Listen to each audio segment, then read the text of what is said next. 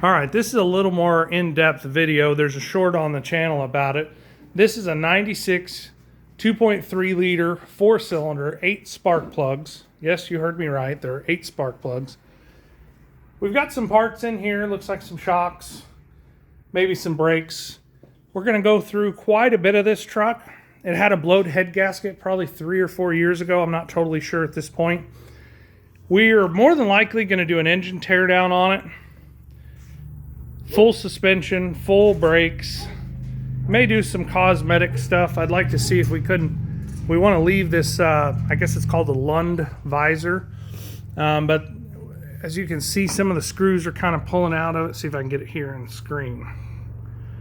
So I want to make it a little more weather tolerant, if you will.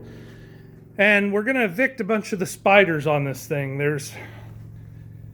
They have kind of set up residence in here.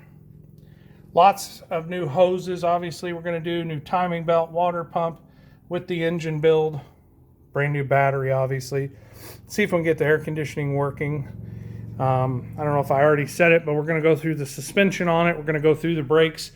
A lot of people when a vehicle, sits, they don't think about it. They think, oh, well, I parked it because of engine, transmission, whatever major problem.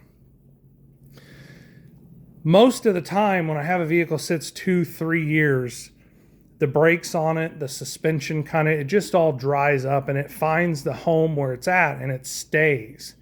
And so more than likely when we get through here, the tires are still in pretty good shape on it. I think they were pretty doggone new when the vehicle blew a head gasket on it, but it's had coolant setting in a cylinder for, several years.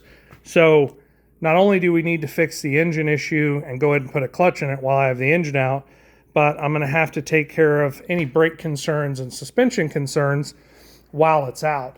Kind of a good indicator of some of that is when you see rusting like that, especially in the vicinity of that brake booster, it's a really good sign that you've had, at some point, brake fluid run out of the back of that master cylinder.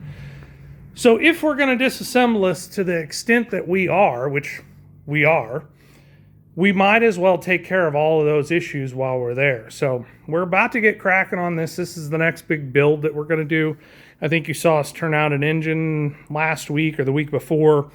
We've got most of our big projects caught up to where we are going to be focusing on this 96 Ranger full tilt. So we'll bring you along for the ride and kind of document this series.